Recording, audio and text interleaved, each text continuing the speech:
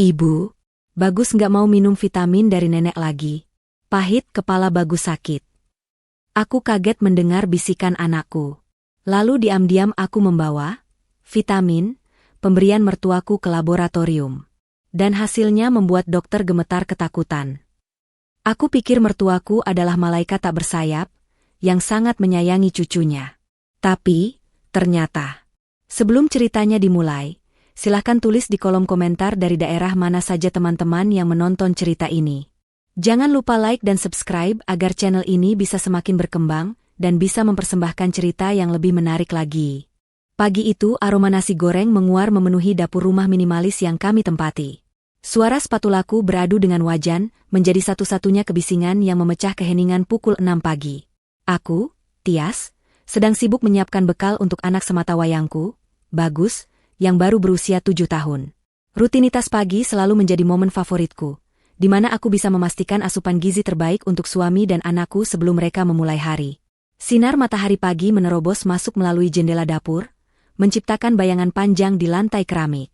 Semuanya terasa normal dan damai, seperti pagi-pagi biasanya dalam kehidupan rumah tanggaku yang terlihat harmonis di mata orang lain. Tiba-tiba aku merasakan sepasang lengan kecil melingkar di pinggangku dari belakang. Itu Bagus. Pelukannya terasa berbeda hari ini, lebih erat dan disertai getaran halus yang merambat ke punggungku. Aku mengecilkan api kompor dan meletakkan spatula, lalu berbalik perlahan untuk mensejajarkan tinggiku dengan putra kecilku. Wajah Bagus terlihat pucat, matanya yang bulat menyeratkan ketakutan yang tidak biasa. Ia menunduk dalam, seolah takut menatap mataku langsung. Aku mengusap rambutnya yang terasa agak tipis akhir-akhir ini, mencoba menenangkannya dengan senyuman lembut seorang ibu. Aku bertanya apakah dia sakit atau mimpi buruk, namun Bagus hanya menggeleng pelan. Dengan suara berbisik yang nyaris tak terdengar, Bagus akhirnya membuka mulut. Ia berkata bahwa ia tidak mau lagi meminum obat dari nenek suci. Kalimat itu membuat keningku berkerut. Setahuku, Bagus sedang dalam kondisi sehat dan tidak sedang menjalani pengobatan apapun. Aku bertanya obat apa yang ia maksud. Bagus merogoh saku celana seragam merah putihnya dengan tangan gemetar. Ia mengeluarkan sebuah kapsul berwarna putih polos tanpa merek atau tulisan apapun. Kapsul itu terlihat asing bagiku. Bagus bercerita bahwa setiap kali aku sedang tidak ada di rumah atau sedang sibuk di kamar mandi, nenek suci selalu memaksanya meminum kapsul itu. Nenek bilang itu adalah vitamin agar Bagus pintar dan kuat. Tapi Bagus merasa setiap kali meminumnya, kepalanya menjadi pusing, perutnya mual, dan rasanya sangat pahit di tenggorokan. Jantungku berdegup kencang mendengar pengakuan polos itu. Otakku berusaha mencerna informasi yang baru saja kudengar. Ibu Suci, ibu mertuaku yang selama ini tinggal bersama kami, memang dikenal sangat menyayangi Bagus. Ia adalah sosok nenek yang terlihat sempurna di depan tetangga dan keluarga besar. Namun, naluri keibuanku seketika menyalakan sinyal bahaya. Aku mengambil kapsul putih itu dari tangan mungil Bagus. Kapsul itu terasa ringan namun dingin di telapak tanganku. Tidak ada label, tidak ada kemasan, hanya kapsul curah yang mencurigakan. Aku berusaha menyembunyikan kepanikan yang mulai menjalar di dadaku, agar Bagus tidak semakin takut.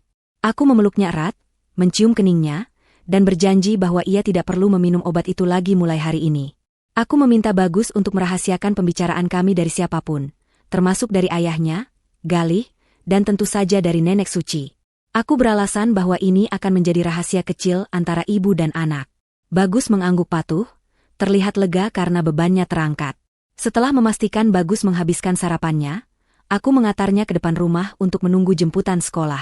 Senyumku tak pernah lepas saat melambaikan tangan padanya. Namun begitu mobil jemputan menghilang di tikungan jalan, senyum itu lenyap seketika berganti dengan wajah tegang dan penuh tanya. Galih sudah berangkat kerja lebih awal pagi ini, dan Ibu Suci sedang pergi ke acara senam bersama teman-teman kompleksnya. Rumah ini kosong. Ini adalah kesempatan emas yang tidak boleh kusia-siakan. Dengan langkah tergesa namun hati-hati, aku melangkah menuju kamar Ibu Suci yang terletak di lantai bawah. Pintu kamarnya tertutup rapat. Aku tahu Ibu Suci tidak pernah mengunci kamarnya, karena ia merasa berkuasa penuh di rumah ini. Tanganku menyentuh gagang pintu yang dingin, memutarnya perlahan agar tidak menimbulkan suara. Aroma melati yang kuat langsung menyergap hidungku begitu pintu terbuka. Kamar itu rapi, bersih, dan dipenuhi barang-barang antik koleksinya. Aku mulai menggeledah dengan sistematis, namun tetap berusaha tidak merusak tatanan barang agar tidak meninggalkan jejak. Aku memeriksa laci meja rias, namun hanya menemukan tumpukan kosmetik mahal dan perhiasan. Aku beralih ke lemari pakaian. Jantungku berpacu semakin cepat setiap detik berlalu, takut jika tiba-tiba Ibu Suci pulang lebih cepat. Tanganku meraba bagian belakang tumpukan baju-baju gamis miliknya. Tidak ada apa-apa. Aku hampir putus asa ketika mataku tertuju pada sebuah kaleng biskuit tua yang diletakkan di atas lemari, agak tersembunyi di balik tumpukan tas. Aku menarik kursi untuk meraih kaleng biskuit itu. Saat kubuka, bukan biskuit yang kutemukan di dalamnya, melainkan sebuah botol plastik putih tanpa label. Botol itu berisi puluhan kapsul putih yang sama persis dengan yang diberikan Bagus padaku tadi pagi. Tanganku gemetar hebat saat memegang botol itu. Di sebelah botol, terdapat alat penggerus obat kecil yang masih menyisakan serbuk putih halus. Firasatku semakin buruk. Untuk apa seorang nenek menyimpan obat tanpa label dalam jumlah banyak dan menyembunyikannya di tempat yang tidak wajar seperti ini? Terlebih lagi, memaksakan cucunya meminumnya secara diam-diam. Aku segera mengambil beberapa butir kapsul sebagai sampel dan memasukkannya ke dalam tisu, lalu menyimpannya di saku celanaku. Aku mengembalikan botol itu ke dalam kaleng biskuit dan meletakkannya kembali ke posisi semula dengan presisi tinggi. Aku memastikan tidak ada letak barang yang bergeser 1 milimeter pun. Setelah keluar dari kamar Ibu Suci dan menutup pintu, aku bersandar di dinding dengan napas memburu. Keringat dingin membasahi pelipisku. Rumah yang seharusnya menjadi tempat paling aman bagi anakku, kini terasa seperti sarang ular berbisa. Aku menatap foto keluarga besar yang terpajang di ruang tamu. Wajah Ibu Suci di foto itu tersenyum lebar, terlihat begitu anggun dan bersahaja. Namun kini, senyum itu terlihat mengerikan di mataku. Aku tahu aku tidak bisa tinggal diam. Aku harus mencari tahu apa isi kapsul ini sebelum terlambat. Pagi itu, aku memutuskan untuk tidak membereskan rumah. Aku menyambar tas dan kunci motor. Tujuanku hanya satu, menemui seseorang yang bisa memberiku jawaban medis yang akurat. Rumah sakit daerah tempat Dr. Hanif bekerja terasa sangat dingin dan berbau antiseptik yang menyengat. Aku duduk di ruang tunggu laboratorium dengan kaki yang terus mengetuk lantai, sebuah tanda kegelisahan yang tak bisa kusembunyikan. Hanif adalah teman lama semasa kuliah yang kini menjadi dokter spesialis penyakit dalam dan ahli toksikologi. Aku mempercayainya lebih dari siapapun saat ini. Tadi, saat aku menyerahkan kapsul putih itu padanya, wajah Hanif langsung berubah serius. Ia tidak banyak bertanya dan langsung membawanya ke laboratorium untuk dianalisis. Sudah 2 jam berlalu, dan setiap detiknya terasa seperti siksaan bagiku. Bayangan wajah pucat Bagus dan keluhannya tentang sakit kepala terus berputar di benakku seperti kaset rusak. Pintu ruangan Hanif terbuka. Ia muncul dengan jas putih kebanggaannya, namun raut wajahnya terlihat tegang dan marah. Ia memanggilku masuk dengan nada suara yang rendah namun tegas.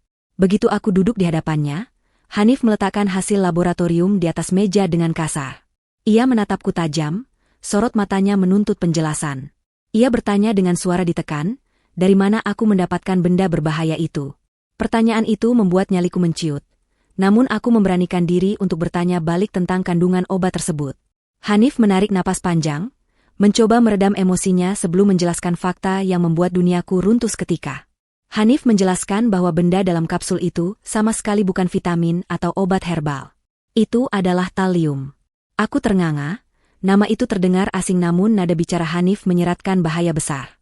Hanif melanjutkan penjelasannya bahwa talium adalah logam berat yang sangat beracun. Sering disebut sebagai racun para peracun karena sifatnya yang tidak berbau, tidak berasa, dan larut dalam air. Dosis yang ditemukan dalam kapsul itu memang kecil, dosis mikro, namun justru itulah yang membuatnya mengerikan. Pemberian dosis kecil secara terus-menerus dimaksudkan untuk membunuh korban secara perlahan agar terlihat seperti kematian alami akibat penyakit komplikasi. Air mataku menetes tanpa bisa kutahan.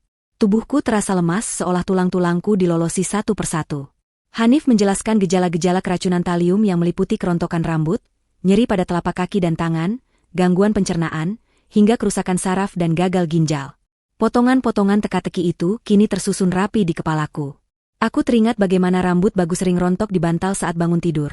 Bagaimana ia sering mengeluh kakinya kesemutan dan sakit saat berjalan jauh, dan betapa seringnya ia muntah tanpa sebab yang jelas. Selama ini, kami mengira Bagus hanya anak yang lemah atau mungkin kekurangan kalsium. Ternyata, anakku sedang diracuni perlahan-lahan di bawah atap rumahnya sendiri. Hanif bertanya siapa yang meminumnya. Dengan suara parau dan tercekat, aku menjawab bahwa itu diberikan kepada Bagus, anakku yang baru berusia 7 tahun. Wajah Hanif memucat, kemarahannya berganti menjadi keprihatinan mendalam. Ia berkata bahwa anak seusia Bagus memiliki organ yang belum sekuat orang dewasa. Kerusakan ginjal dan hati bisa terjadi jauh lebih cepat. Hanif menegaskan bahwa ini bukan lagi masalah medis biasa. Ini adalah tindak kriminal. Percobaan pembunuhan. Ia menyarankan agar aku segera melaporkan hal ini ke polisi dan membawa Bagus keluar dari rumah itu secepatnya. Namun, pikiranku melayang pada Galih, suamiku. Galih adalah anak yang sangat berbakti pada ibunya. Ibu Suci adalah segalanya bagi Galih sejak ayahnya meninggal. Jika aku pulang dan menuduh ibunya meracuni cucunya sendiri, hanya dengan selembar kertas hasil lab ini, Galih pasti tidak akan percaya. Ibu Suci sangat pandai bersandiwara. Ia bisa memutarbalikkan fakta dengan air matanya, menuduhku memfitnah, atau bahkan menuduhku yang menaruh racun itu. Aku butuh lebih dari sekadar hasil lab. Aku butuh bukti nyata yang tak terbantahkan bahwa Ibu Sucilah pelakunya. Aku menjelaskan dilema ini pada Hanif. Meskipun Hanif tidak setuju aku menunda pelaporan, ia mengerti posisiku yang sulit sebagai seorang istri dan menantu yang tidak memiliki kekuatan di rumah itu. Saat kami sedang berdebat mengenai langkah selanjutnya, ponselku di dalam tas berdering nyaring, memecah ketegangan di ruangan itu. Layar ponsel menunjukkan panggilan dari wali kelas Bagus. Perasaanku seketika tidak enak. Dengan tangan gemetar aku mengangkat telepon itu. Suara guru di seberang sana terdengar panik dan tergesa-gesa. Ia mengabarkan bahwa Bagus tiba-tiba pingsan saat sedang berbaris di lapangan sekolah. Hidungnya mengeluarkan darah yang cukup banyak dan ia tidak sadarkan diri. Pihak sekolah sedang membawanya menuju rumah sakit tempat aku berada sekarang, karena ini adalah rumah sakit terdekat dari sekolah. Duniaku gelap seketika. Ponselku terlepas dari genggaman dan jatuh ke lantai. Hanif yang melihat reaksiku langsung sigap menangkap tubuhku yang hampir ambruk. Aku menangis histeris, meracau menyebut nama Bagus. Rasa bersalah menghantam dadaku dengan keras. Seharusnya aku tidak membiarkan Bagus sekolah hari ini. Seharusnya aku langsung membawanya pergi jauh pagi tadi. Hanif berusaha menenangkanku. Ia berkata bahwa tim medis akan segera menangani Bagus dan ia sendiri yang akan memimpin penanganan di UGD. Ia memintaku untuk kuat demi Bagus. Aku menghapus air mataku dengan kasar. Hanif benar, ini bukan waktunya untuk rapuh. Anakku sedang bertaruh nyawa karena kekejaman neneknya, dan aku adalah satu-satunya perisai yang ia miliki. Aku berlari menuju unit gawat darurat mengikuti Hanif. Lorong rumah sakit yang panjang terasa tak berujung. Di dalam kepalaku, kemarahan mulai tumbuh menggantikan kesedihan. Bayangan wajah Ibu Suci yang tersenyum manis saat menyodorkan racun itu pada anakku membakar hatiku. Aku bersumpah, jika terjadi sesuatu yang buruk pada Bagus, aku akan menghancurkan wanita itu dengan tanganku sendiri. Sesampainya di depan pintu UGD, ambulans sekolah baru saja tiba. Aku melihat tubuh kecil Bagus diturunkan dari brankar dengan selang oksigen menutupi wajahnya. Seragam putihnya ternoda bercak darah merah segar. Pemandangan itu begitu menyayat hati. Aku ingin berteriak, namun suaraku tertahan di tenggorokan. Saat perawat mendorong brankar masuk, aku melihat tangan Bagus terkulai lemas. Kuku-kukunya terlihat memiliki garis putih melintang, sebuah tanda yang baru saja dijelaskan Hanif sebagai garis mees, ciri khas keracunan talium. Bukti itu terpampang nyata di tubuh anakku. Aku berdiri mematung di depan pintu UGD yang tertutup, menahan gelombang amarah yang siap meledak. Tak lama kemudian, ponselku kembali berbunyi. Kali ini nama Ibu Suci yang tertera di layar. Aku menatap layar itu dengan tatapan nyalang. Wanita itu pasti sudah mendengar kabar dari sekolah. Ia menelepon bukan karena khawatir, tapi untuk memastikan apakah rencananya berhasil atau tidak. Aku tidak menjawab panggilan itu. Perang baru saja dimulai, dan kali ini aku tidak akan menjadi menantu yang diam dan menurut. Aku akan melawan.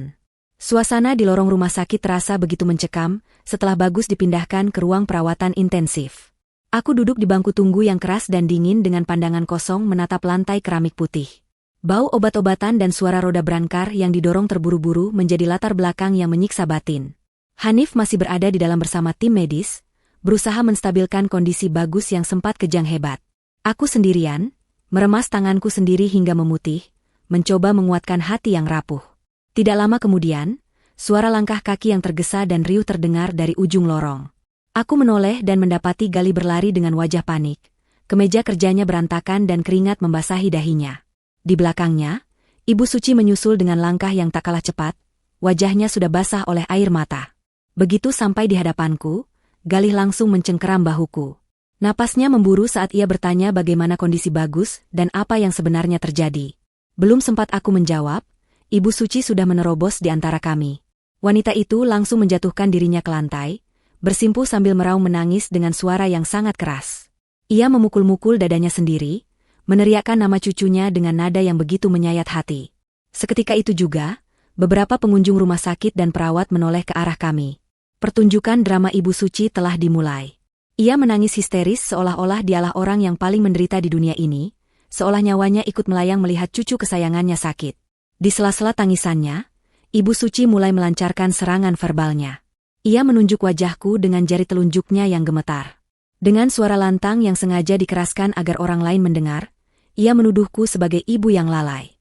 Ia berteriak mengatakan bahwa aku terlalu sibuk dengan urusan rumah tangga yang tidak penting, sehingga melupakan gizi anak. Ia mengungkit-ungkit bahwa Bagus terlihat kurus kering belakangan ini, karena aku jarang memasak makanan bergizi. Ia bahkan mengarang cerita bahwa aku sering membiarkan Bagus jajan sembarangan di luar sekolah tanpa pengawasan. Kata-kata itu meluncur deras dari mulutnya, seperti peluru yang menghujam jantungku. Aku terdiam kaku, tak percaya bahwa di saat kritis seperti ini, ia masih sempat memikirkan skenario untuk menyudutkanku. Galih yang sedang kalut dan lelah secara emosional, termakan mentah-mentah akting ibunya. Ia melihat ibunya yang tua bersimpu di lantai sambil menangis, dan naluri pelindungnya muncul. Galih membantunya berdiri lalu menatapku dengan sorot mata yang belum pernah kulihat sebelumnya, sorot mata penuh kekecewaan dan amarah. Galih membentakku di depan umum. Ia bertanya mengapa aku tidak becus menjaga anak satu-satunya. Ia mengulangi kata-kata ibunya, menyalahkanku atas kondisi Bagus yang terus memburuk. Aku mencoba membela diri, mencoba membuka mulut untuk mengatakan bahwa ibunyalah penyebab semua ini. Namun, setiap kali aku ingin bicara, Ibu Suci kembali meraung lebih keras, menenggelamkan suaraku dan memposisikan dirinya sebagai korban yang histeris karena kesedihan. Hanif keluar dari ruang perawatan tepat pada saat keributan itu memuncak.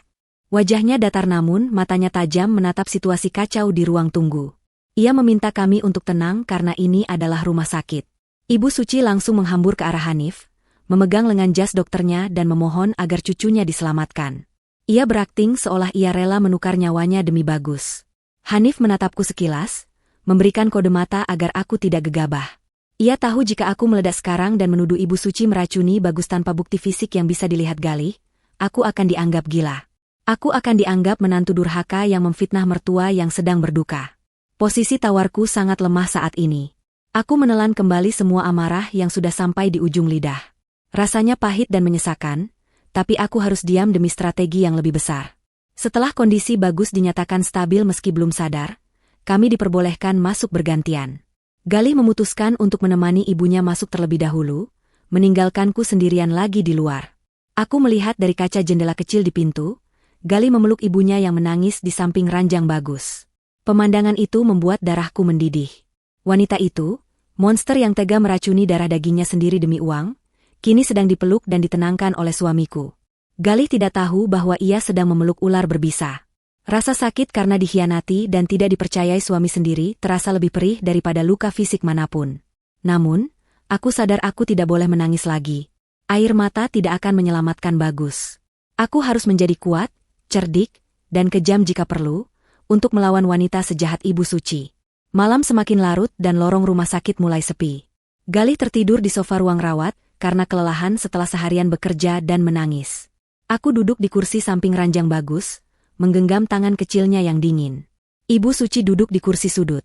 Matanya terpejam seolah sedang berzikir, namun aku tahu ia sedang mengawasi setiap gerak-gerikku. Menjelang tengah malam, Ibu Suci mendekatiku. Dengan suara yang dibuat selembut mungkin, ia menyuruhku pulang untuk istirahat dan mandi. Ia menawarkan diri untuk menjaga Bagus malam ini bersama Galih. Tawaran itu terdengar sangat manis di telinga orang awam, namun bagiku itu terdengar seperti lonceng kematian. Ia ingin aku pergi agar ia bisa menyelesaikan apa yang ia mulai. Ia ingin membereskan Bagus saat tidak ada saksi mata yang waspada. Aku menolak dengan halus namun tegas. Aku berkata bahwa aku tidak akan meninggalkan anakku sedetik pun. Wajah Ibu Suci menegang sesaat, topeng malaikatnya retak sedikit, menampakkan kilatan ketidaksukaan yang nyata. Namun ia segera tersenyum lagi, senyum yang tidak mencapai matanya, dan kembali duduk di tempatnya. Ketegangan di antara kami begitu nyata, seolah udara di ruangan itu dipenuhi aliran listrik statis. Aku berpura-pura mengantuk, menyandarkan kepala di sisi ranjang sambil memejamkan mata, namun telingaku tetap waspada menangkap setiap suara sekecil apapun. Aku mengatur napas agar terlihat teratur seperti orang tidur. Sekitar pukul 2 pagi, saat suara dengkuran halus Galih terdengar dari arah sofa, aku mendengar pergerakan. Suara kursi bergeser sangat pelan, diikuti langkah kaki yang diredam. Aku membuka mataku sedikit, hanya segaris tipis, cukup untuk melihat bayangan Ibu Suci mendekati tiang infus. Jantungku berpacu kencang.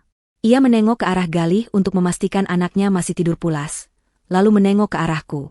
Merasa aman, tangannya merogoh ke dalam tas tangannya. Ia mengeluarkan sebuah botol kecil dan alat suntik. Tangannya bergerak menuju selang infus Bagus. Itu adalah momen di mana aku melihat wajah aslinya, wajah dingin tanpa emosi saat hendak mencelakai cucunya sendiri. Ia hendak menyuntikkan racun itu langsung ke aliran darah Bagus. Aku harus bertindak. Tapi aku tidak boleh langsung menangkapnya, karena ia pasti akan berkilah bahwa itu obat herbal atau vitamin. Aku butuh bukti rekaman.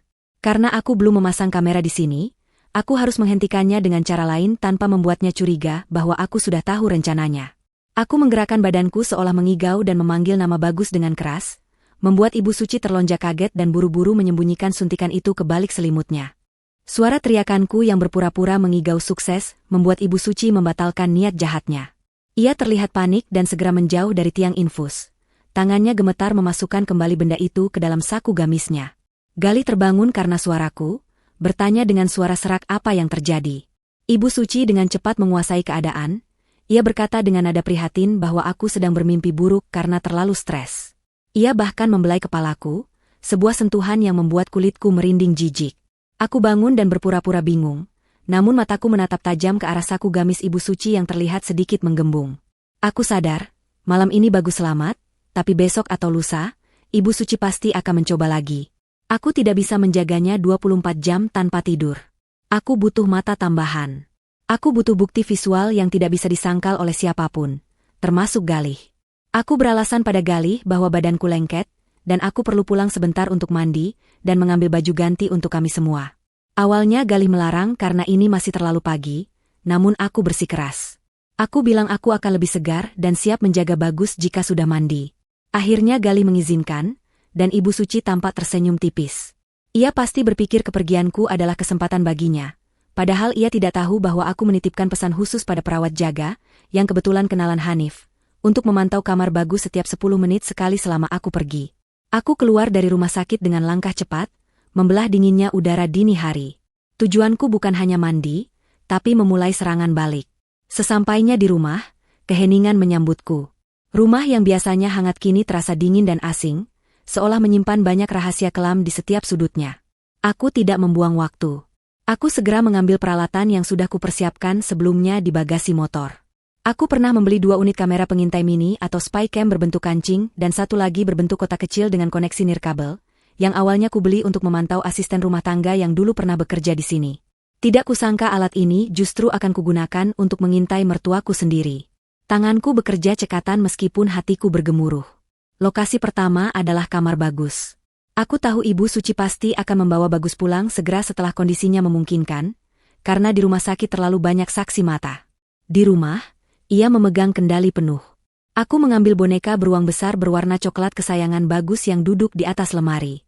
Dengan hati-hati, aku menyayat sedikit bagian mata boneka itu, mengeluarkan isian dakronnya, dan menyelipkan kamera mini di sana. Lensa kamera itu sangat kecil, nyaris tak terlihat di tengah manik mata hitam boneka beruang. Aku mengatur sudutnya agar bisa menjangkau seluruh tempat tidur. Setelah menjahitnya kembali dengan rapi, aku meletakkannya di posisi strategis menghadap ranjang. Boneka itu kini menjadi saksi bisu yang akan merekam segala kejahatan yang mungkin terjadi di kamar ini. Lokasi kedua adalah ruang keluarga. Ibu Suci sering menerima telepon atau tamu di ruangan ini saat aku dan Galih tidak ada.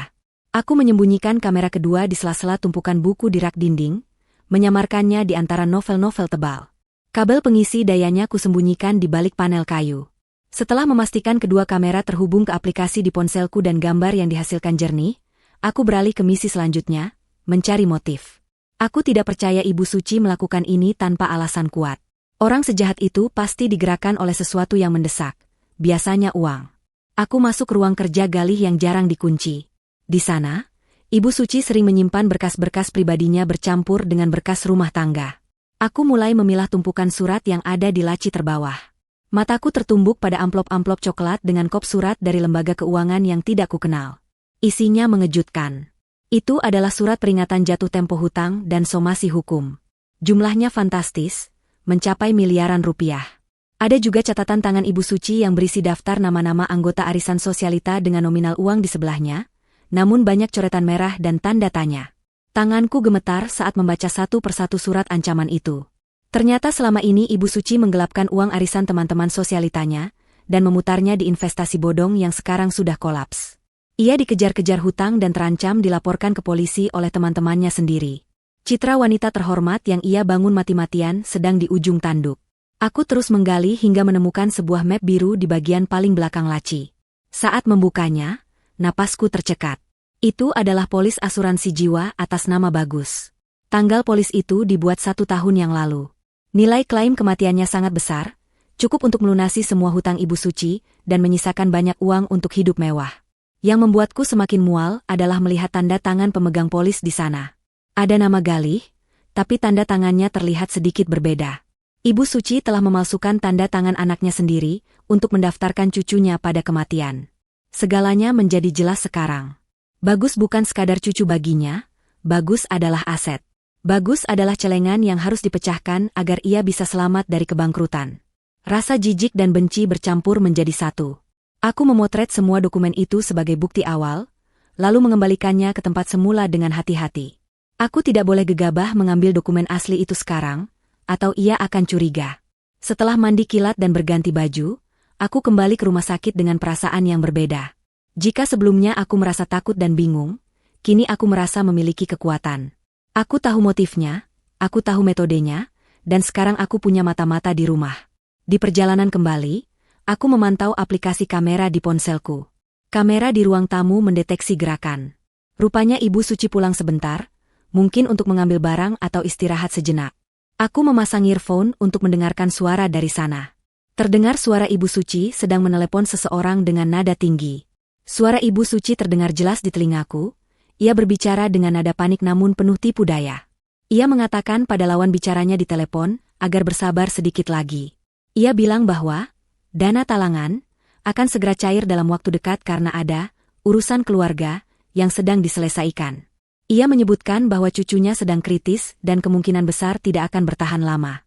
Kata-kata itu ia ucapkan dengan nada datar, seolah sedang membicarakan barang rusak, bukan nyawa manusia. Ia bahkan sempat tertawa kecil saat lawan bicaranya menanyakan kepastian waktu pembayaran. Ia bilang, "Tenang saja, Jeng. Sebentar lagi anak itu lewat. Doakan saja biar cepat selesai, biar uang arisan kalian bisa saya kembalikan 2 kali lipat." Mendengar itu, aku harus menepikan motorku di pinggir jalan, karena tanganku gemetar hebat menahan amarah. Rekaman suara itu tersimpan otomatis di cloud ponselku. Ini adalah bukti emas pertama. Ibu Suci baru saja mengakui secara tidak langsung bahwa ia menunggu kematian Bagus demi uang. Aku menarik napas dalam-dalam, menatap langit yang mulai terang. Aku berjanji pada diriku sendiri, tidak akan ada uang sepeser pun yang ia dapatkan. Yang akan ia dapatkan hanyalah jeruji besi dan kehinaan seumur hidup. Aku kembali memacu motor menuju rumah sakit, siap menghadapi babak selanjutnya dari perang dingin ini. Kembali ke rumah sakit setelah memasang perangkap di rumah, aku berusaha bersikap sewajarnya. Wajahku yang lelah kusaput dengan bedak tipis untuk menutupi jejak air mata dan kurang tidur. Di ruang rawat, Bagus sudah sadar meskipun kondisinya masih sangat lemah. Wajah mungilnya pucat pasi kontras dengan selimut rumah sakit yang berwarna hijau muda. Galih duduk di samping ranjang sambil menyuapi bubur. Sementara Ibu Suci duduk di sofa sambil memijat-mijat kakinya sendiri, masih dengan wajah pura-pura prihatin yang memuakan. Melihatku datang, Ibu Suci langsung melempar senyum manis. Senyum yang kini bagiku terlihat seperti seringai serigala yang siap menerkam. Ia bertanya dengan nada lembut apakah aku sudah mandi dan makan, seolah-olah ia adalah mertua paling perhatian di dunia.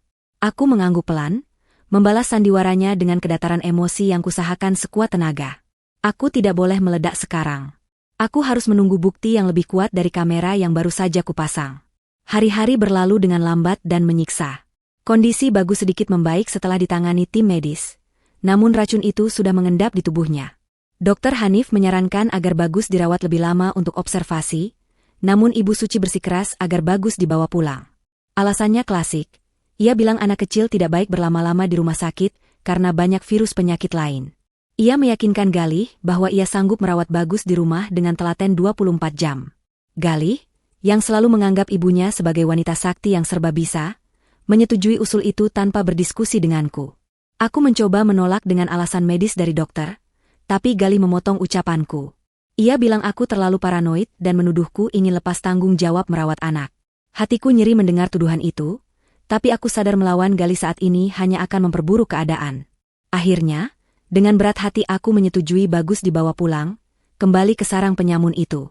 Sesampainya di rumah, atmosfer terasa begitu berat dan mencekam.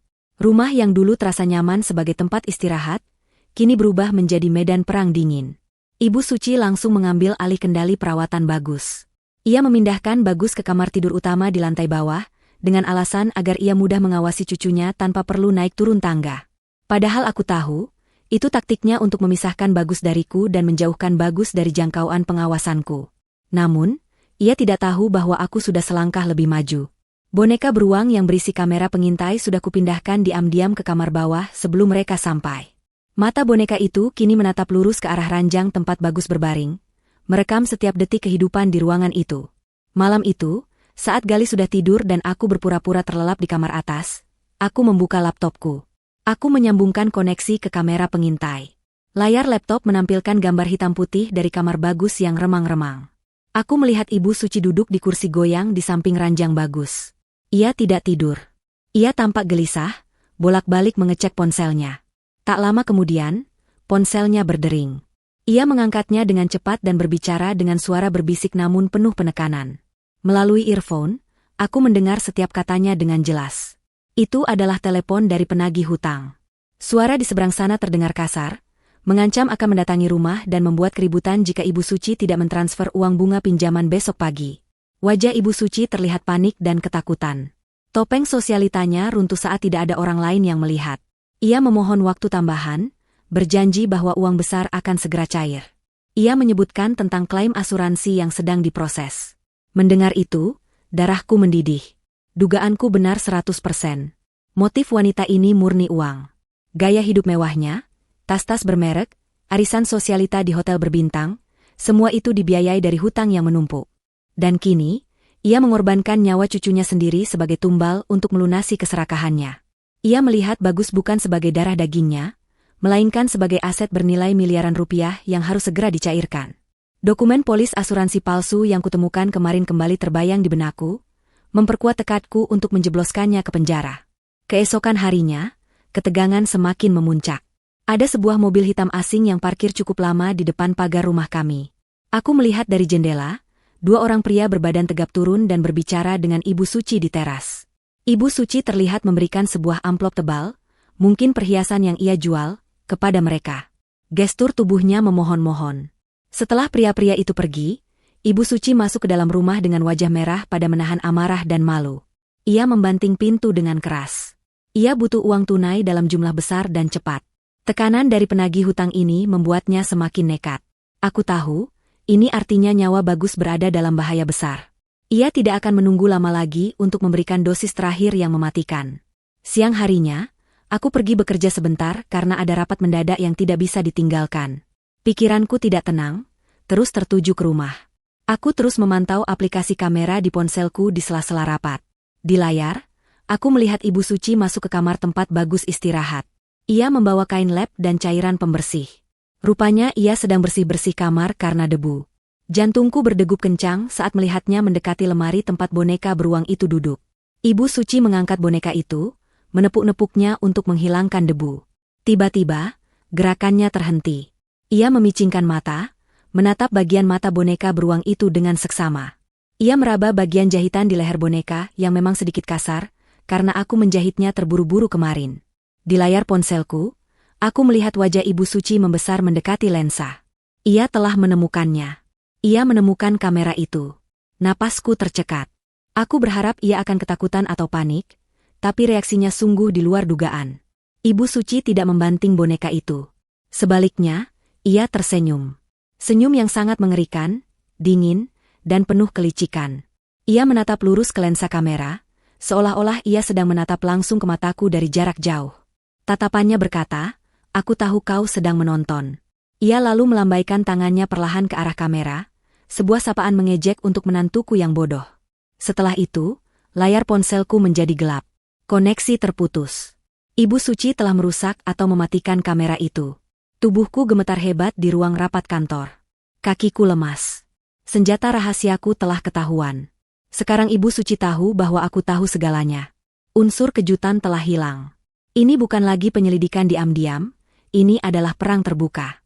Dan yang paling menakutkan adalah, sekarang aku buta. Aku tidak bisa melihat apa yang terjadi di kamar Bagus. Ibu Suci yang sudah terpojok dan ketahuan pasti akan bertindak lebih agresif. Ia bisa melakukan apa saja sekarang, karena ia tahu aku mengincarnya. Aku segera membereskan barang-barangku, masa bodoh dengan rapat kantor. Aku harus pulang sekarang juga sebelum wanita gila itu melakukan sesuatu yang nekat pada anakku, atau memutarbalikkan fakta kepada Galih. Namun, aku tidak menyadari bahwa Ibu Suci adalah pemain watak yang jauh lebih licik dari yang kubayangkan. Ia tidak hanya menghancurkan kamera itu, ia sedang menyiapkan panggung untuk menghancurkan hidupku. Perjalanan pulang dari kantor terasa sangat panjang. Kemacetan ibu kota seolah bersekongkol menahan laju mobilku.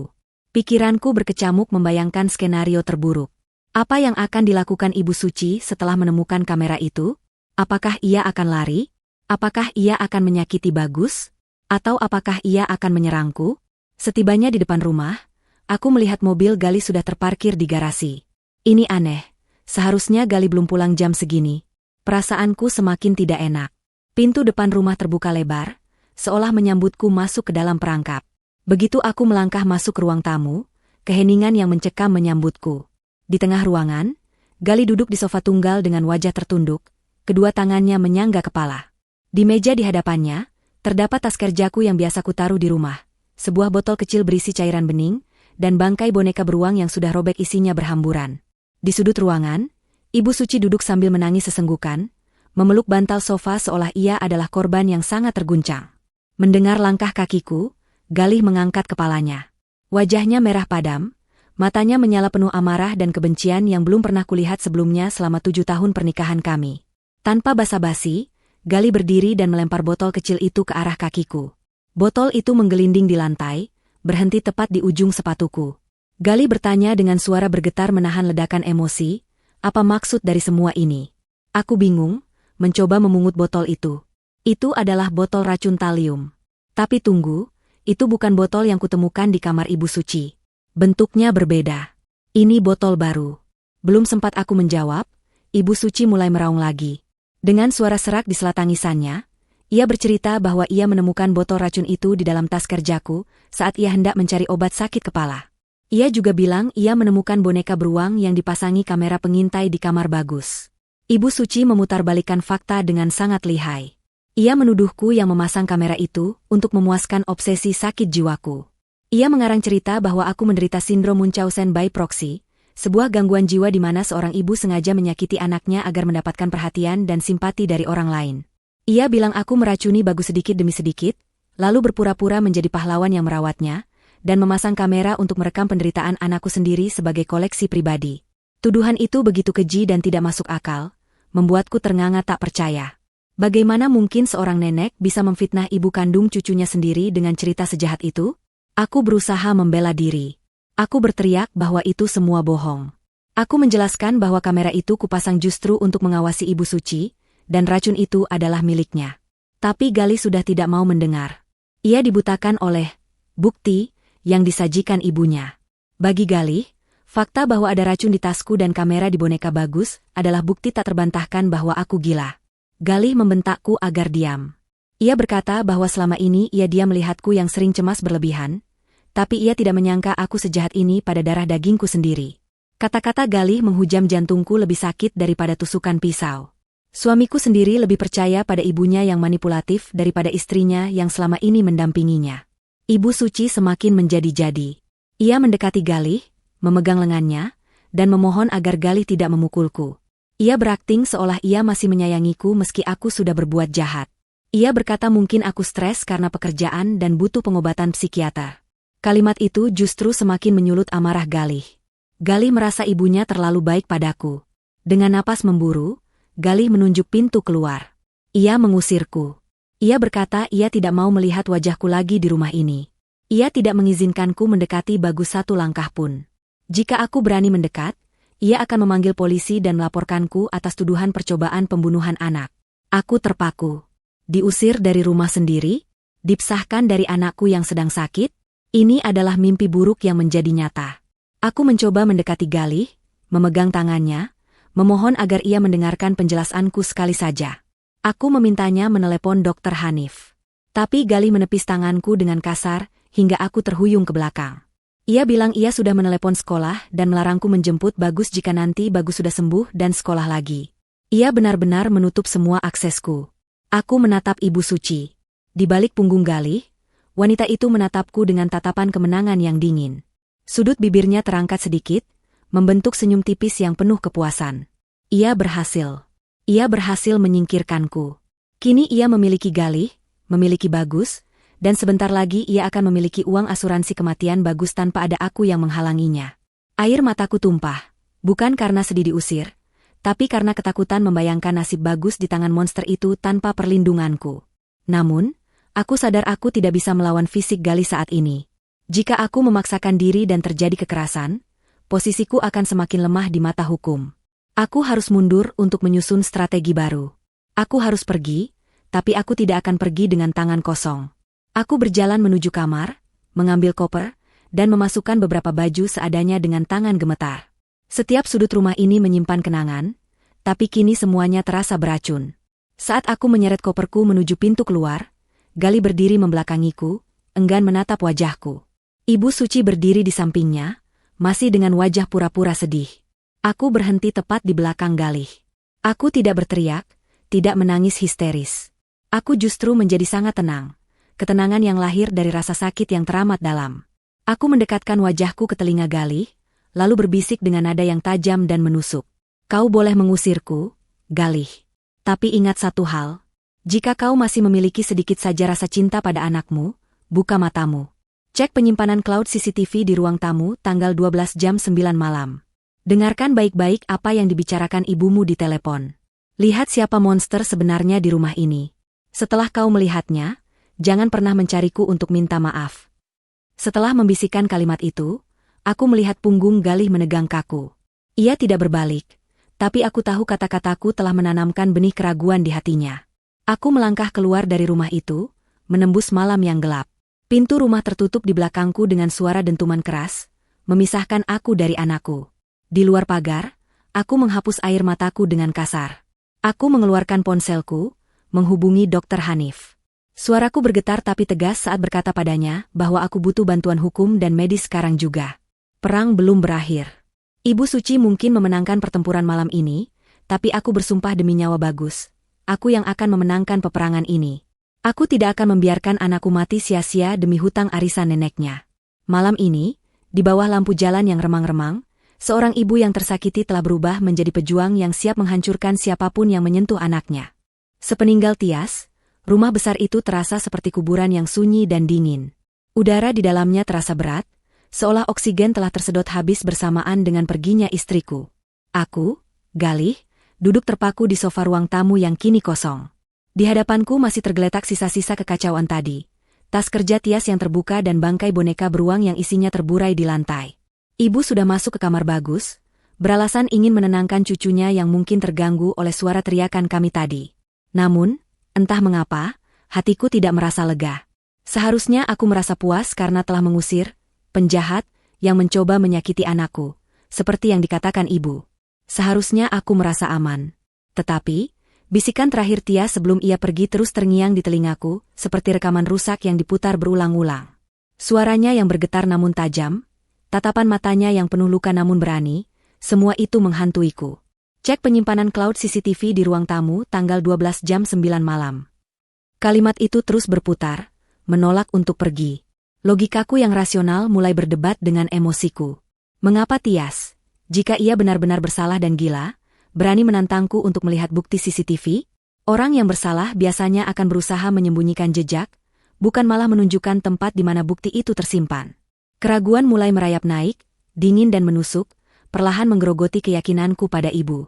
Aku mencoba menepisnya, mencoba meyakinkan diri bahwa ibu adalah wanita suci yang melahirkanku, membesarkanku seorang diri, dan tidak mungkin menyakiti semut pun, apalagi cucu kandungnya sendiri.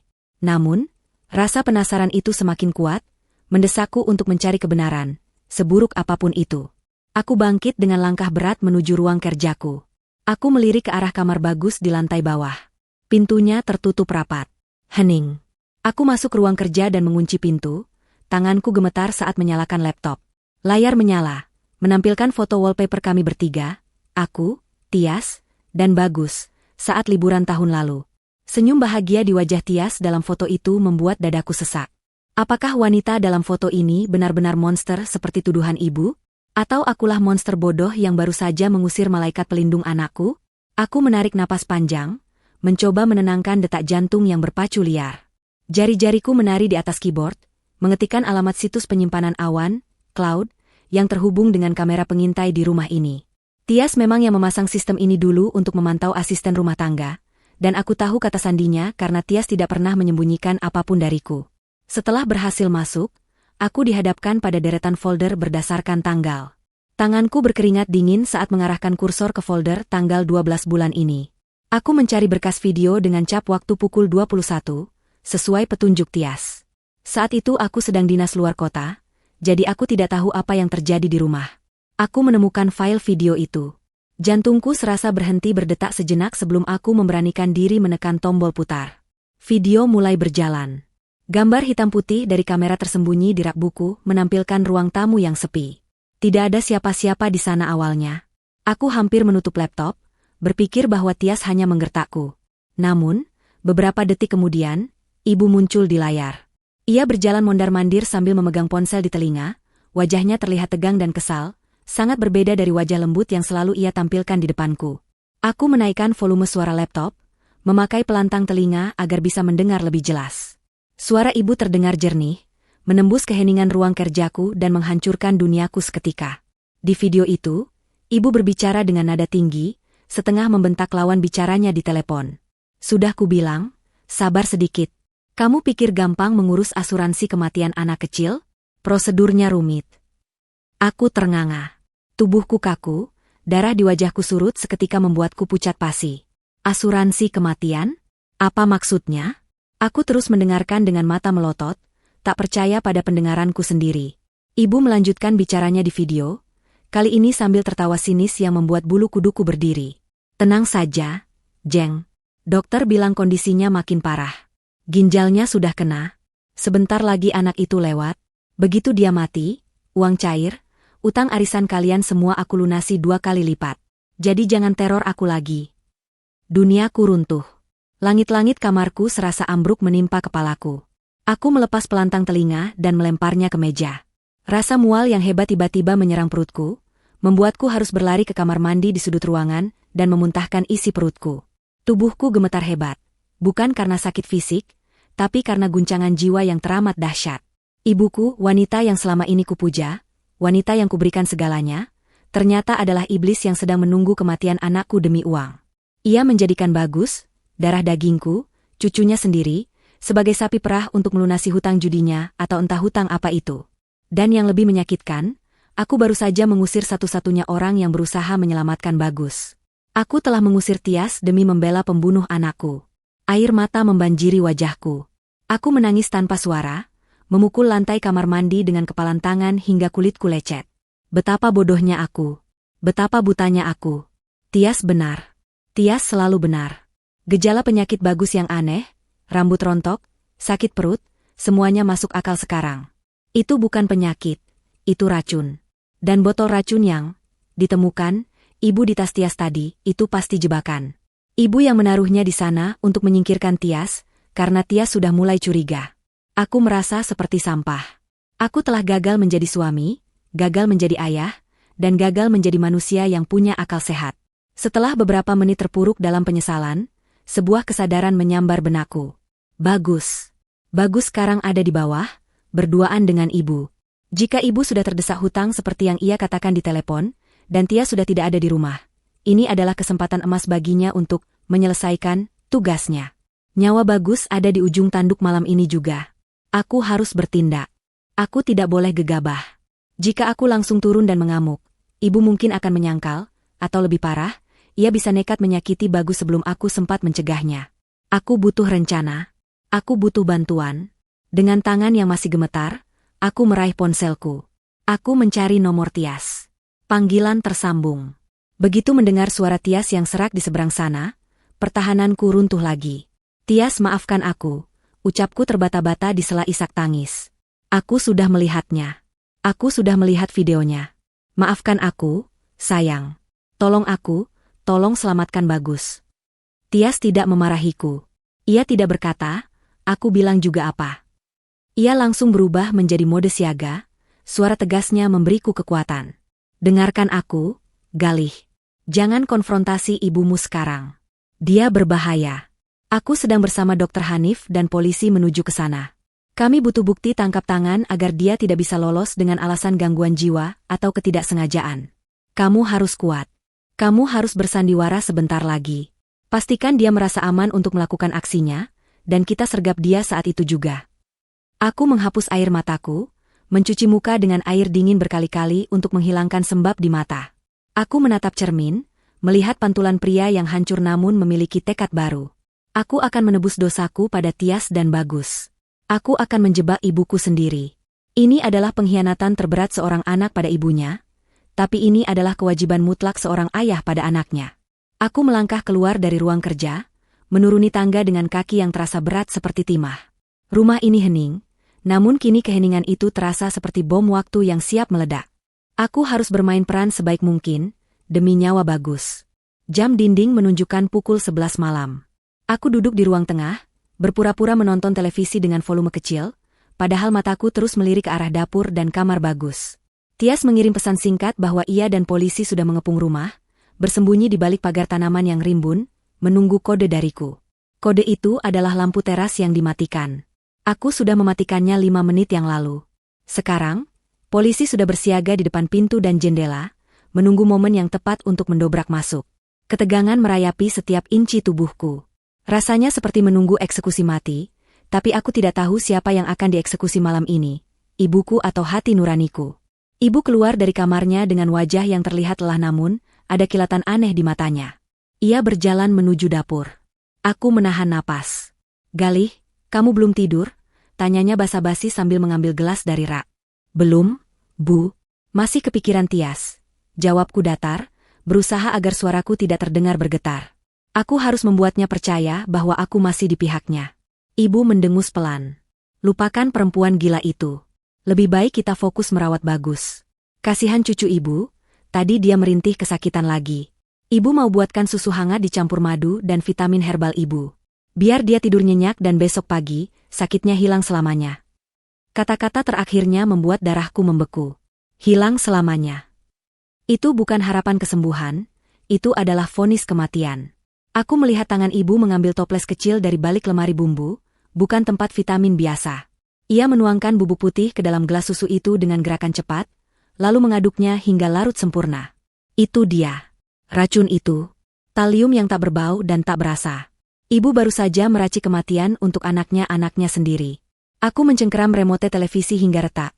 Menahan diri sekuat tenaga untuk tidak berlari ke sana dan mencekiknya saat itu juga. Sesuai rencana Tias, aku harus membiarkannya membawa gelas itu ke kamar Bagus untuk menjadi bukti mutlak percobaan pembunuhan. Jika aku menghentikannya di dapur, ia bisa beralasan itu hanya gula atau vitamin. Tapi jika ia tertangkap basah hendak meminumkannya ke Bagus, tidak ada lagi alasan yang bisa menyelamatkannya. Ibu kasih ke Bagus dulu ya, ujarnya sambil tersenyum manis, senyum malaikat pencabut nyawa. Ia membawa nampan berisi segelas susu maut itu menuju kamar Bagus. Aku bangkit perlahan, mengikutinya dari belakang dengan jarak aman, langkahku tanpa suara di atas karpet tebal. Di dalam kamar yang remang-remang, Bagus terbaring lemah. Wajahnya begitu kurus, tulang pipinya menonjol. Hati ayah mana yang tidak hancur melihat putranya seperti ini? Ibu duduk di tepi ranjang, mengusap kepala Bagus dengan tangan kirinya, sementara tangan kanannya memegang gelas susu. Bagus sayang bangun, nak, bisik ibu lembut. Bagus membuka matanya perlahan, matanya sayu dan ketakutan melihat neneknya. Nenek, Bagus nggak mau minum obat lagi. Pahit perut Bagus sakit. Rengek Bagus dengan suara parau yang menyayat hati. SSST, ini bukan obat sayang. Ini susu enak. Minum ya, biar Bagus cepat sembuh. Biar Bagus bisa main di taman yang indah sekali, yang nggak ada rasa sakitnya. Bujuk ibu. Kalimat itu terdengar sangat mengerikan di telingaku.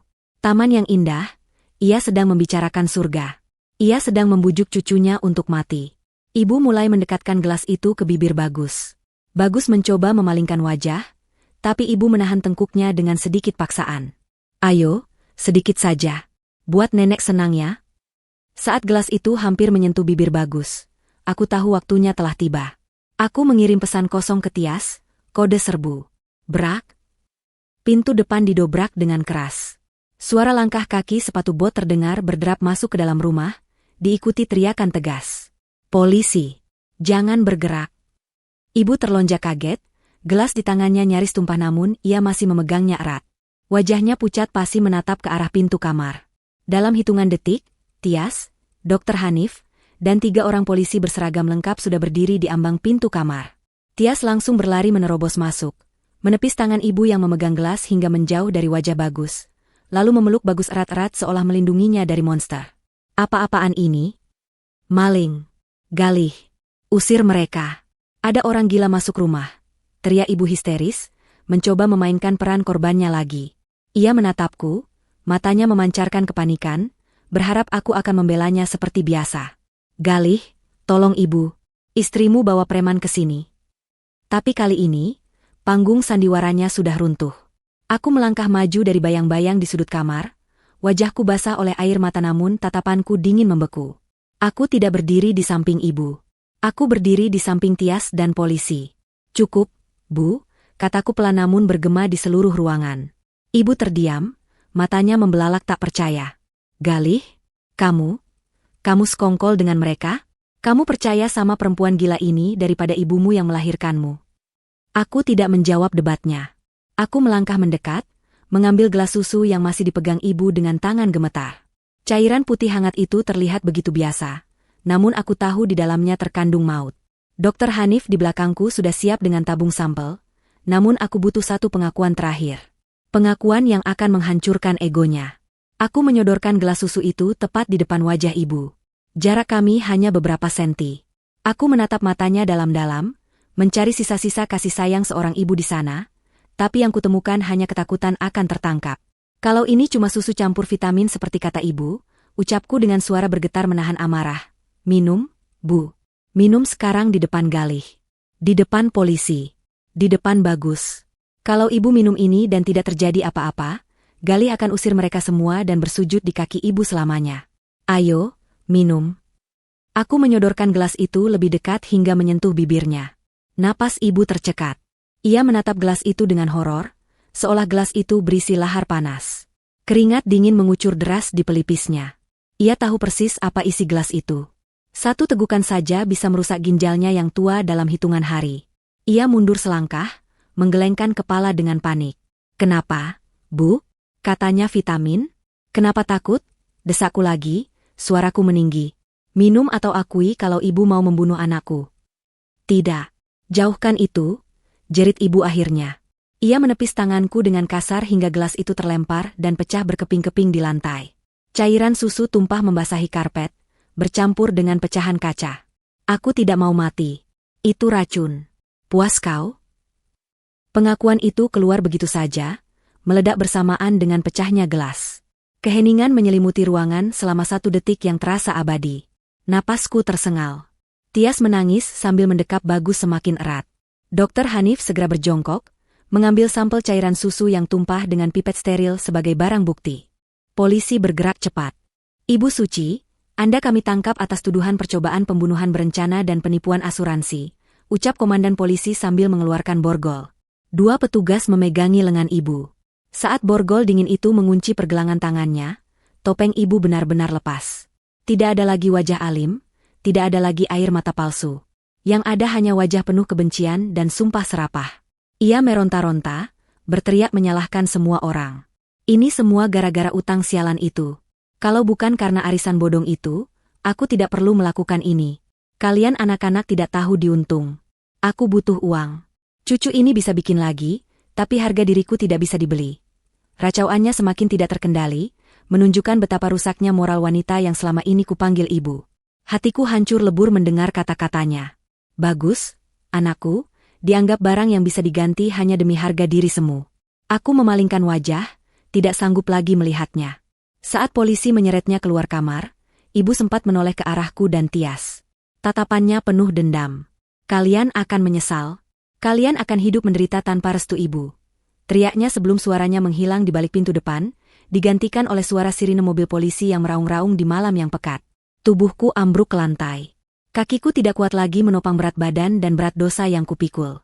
Aku menangis sejadi-jadinya, menumpahkan segala rasa bersalah, malu, dan sakit hati. Tias, wanita yang luar biasa itu, tidak membiarkanku hancur sendirian. Ia meletakkan Bagus yang sudah tertidur kembali karena syok, lalu menghampiriku.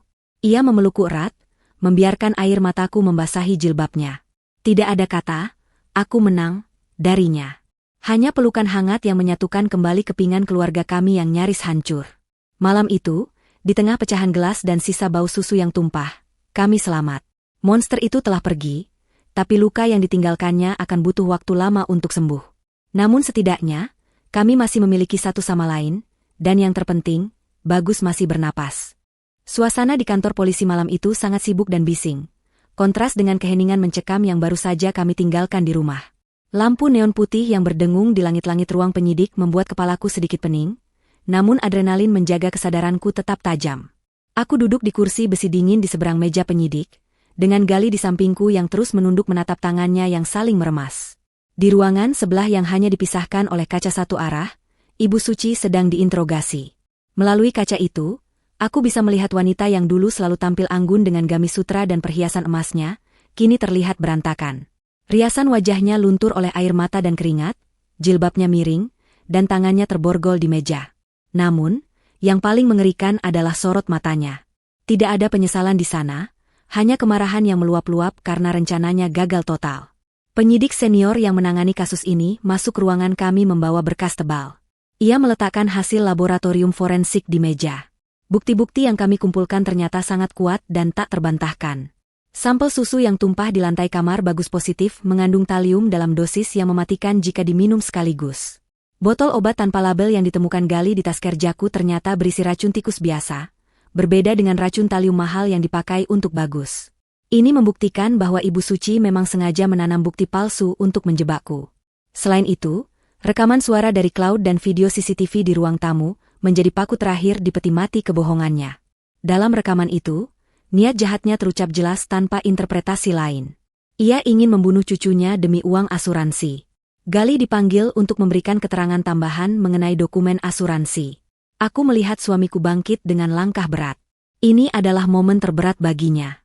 Ia harus bersaksi memberatkan ibunya sendiri demi keadilan bagi anaknya. Di ruang sebelah, saat penyidik menunjukkan dokumen polis asuransi dengan tanda tangan palsu Gali, Ibu Suci meledak. Suaranya terdengar samar-samar menembus dinding. Ia berteriak bahwa ia berhak atas tanda tangan itu, karena ia yang melahirkan Galih. Ia berteriak bahwa uang itu miliknya, karena ia butuh melunasi hutang arisan sosialita, agar tidak dipermalukan. Logika berpikirnya sudah sangat bengkok. Bagi Ibu Suci, reputasi dan gengsi di mata teman-temannya jauh lebih berharga daripada nyawa cucu kandungnya. Ia merasa dunia berhutang padanya atas segala kemewahan yang ia inginkan. Sementara proses hukum berjalan, pikiranku terbagi pada Bagus yang kini dirawat intensif di rumah sakit di bawah pengawasan Dr. Hanif. Setelah memberikan keterangan singkat, aku meminta izin untuk segera kembali ke rumah sakit. Gali memutuskan untuk tetap di kantor polisi sampai proses berita acara pemeriksaan, BAP, selesai. Ia ingin memastikan tidak ada celah bagi ibunya untuk lolos. Saat aku tiba di rumah sakit, Hanif menyambutku dengan wajah lelah namun lega. Ia mengabarkan bahwa proses detoksifikasi racun sedang berjalan. Mereka memberikan obat penawar Prussian Blue untuk mengikat racun talium dalam pencernaan Bagus agar bisa keluar dari tubuh. Proses ini menyakitkan dan membuat Bagus mual hebat. Tapi ini satu-satunya cara menyelamatkan ginjalnya dari kerusakan permanen. Malam itu aku tidak tidur. Aku duduk di samping ranjang Bagus, mengusap punggungnya setiap kali ia muntah. Anakku yang malang merintih kesakitan, bertanya kenapa perutnya sakit sekali. Aku hanya bisa membisikkan doa dan kata-kata penenang. Berjanji bahwa setelah malam ini, tidak akan ada lagi rasa sakit. Menjelang pagi, kondisi Bagus mulai stabil. Warna kulitnya yang pucat mulai sedikit memerah. Garis putih di kukunya masih ada sebagai saksi bisu kekejaman neneknya. Tapi setidaknya nyawanya selamat. Hanif bilang kami sangat beruntung. Jika Bagus meminum susu beracun malam itu, mungkin pagi ini kami sudah merencanakan pemakaman, bukan pemulihan. Membayangkan skenario itu membuatku menggigil ngeri. Keesokan harinya, Berita penangkapan Ibu Suci menyebar dengan cepat bagaikan api yang menyambar bensin. Grup-grup WhatsApp tetangga dan komunitas arisan sosialita gempar. Ternyata, selama ini Ibu Suci sudah menipu banyak orang. Para korban penipuan investasi bodong yang dikelola Ibu Suci berdatangan ke kantor polisi, menambah daftar panjang tuntutan hukumnya. Wanita yang dulu sangat menjaga citranya sebagai orang terpandang, kini wajahnya terpampang di berita kriminal lokal dengan baju tahanan oranye. Reputasi yang ia bangun dengan darah dan air mata orang lain hancur dalam semalam. Ironisnya, justru kehancuran inilah yang paling ia takutkan, lebih dari penjara itu sendiri. Ia dipermalukan di depan seluruh kota. Tidak ada lagi yang memanggilnya Ibu Hajah yang dermawan. Semua orang kini menyebutnya sebagai nenek penyihir yang tega meracuni cucu sendiri. Galih pulang ke rumah sakit 2 hari kemudian dengan wajah yang jauh lebih tua dari usianya. Ia terlihat sangat kurus dan matanya cekung. Ia duduk di sampingku, menatap Bagus yang sedang tidur pulas. Galih tidak banyak bicara, ia hanya memegang tangan Bagus dan menciumnya berkali-kali sambil menangis tanpa suara. Rasa bersalah menggerogoti jiwanya. Ia merasa gagal melindungi kami karena terlalu buta memuja ibunya. Aku tidak menyalahkannya. Manipulasi seorang narsistik seperti Ibu Suci sangat halus dan dibangun selama bertahun-tahun. Sulit bagi korban seperti Galih untuk menyadarinya tanpa guncangan hebat. Aku memegang bahu Galih, memberinya kekuatan. Kami sepakat untuk menjual rumah itu. Terlalu banyak kenangan buruk di sana. Kami akan memulai hidup baru di tempat yang jauh, tempat di mana Bagus bisa tumbuh tanpa bayang-bayang masa lalu yang kelam. Persidangan Ibu Suci berlangsung beberapa bulan kemudian. Aku dan Galih hadir sebagai saksi. Di kursi terdakwa, Ibu Suci terlihat sangat berbeda. Tubuhnya kurus kering, rambutnya memutih dan berantakan karena tidak terawat di tahanan. Namun, sikap angkuhnya masih tersisa sedikit. Saat hakim bertanya apakah ia menyesal, ia hanya diam dengan tatapan kosong, seolah masih tidak percaya bahwa ia, sang ratu drama, bisa berakhir di kursi pesakitan ini. Jaksa penuntut umum membeberkan semua bukti dengan rinci. Botol racun, rekam medis Bagus, dokumen asuransi palsu, dan video CCTV yang viral itu. Tidak ada pembelaan yang berarti dari pengacaranya, karena bukti sudah terlalu telak.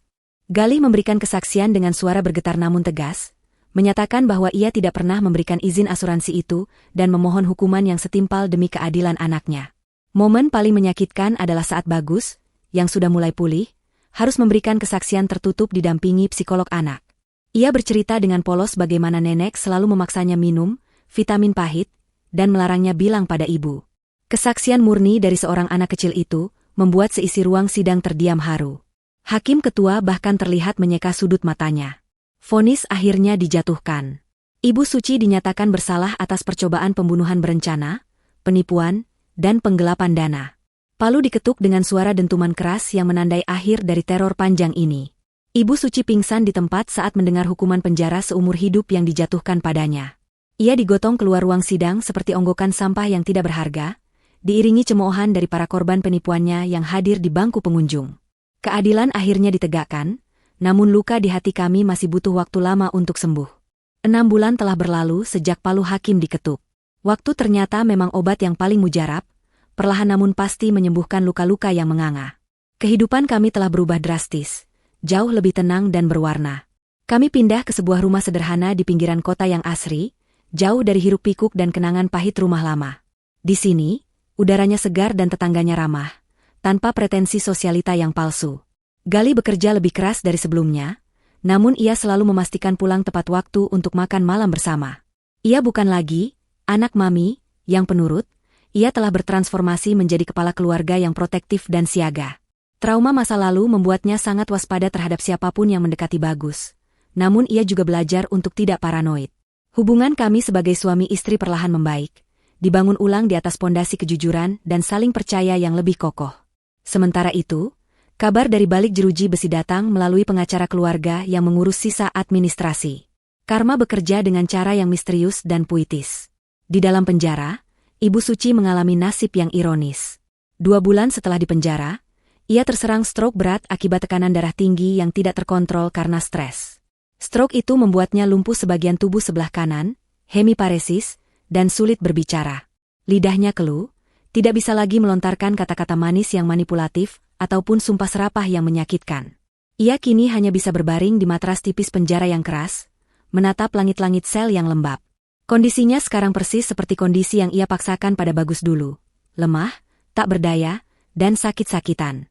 Namun bedanya, Bagus punya aku dan Galih yang merawatnya dengan penuh cinta. Ibu Suci tidak punya siapa-siapa. Teman-teman sosialitanya sudah lama membuangnya. Saudara-saudaranya enggan menjenguk karena malu. Ia bergantung sepenuhnya pada perawat penjara yang terkenal judes dan tidak sabaran. Seringkali ia harus menunggu berjam-jam hanya untuk diganti popoknya atau disuapi makan seadanya. Harta bendanya sudah habis disita negara untuk mengganti kerugian para korban penipuan arisan. Ia benar-benar miskin, sendirian, dan terpenjara dalam tubuhnya sendiri yang rusak.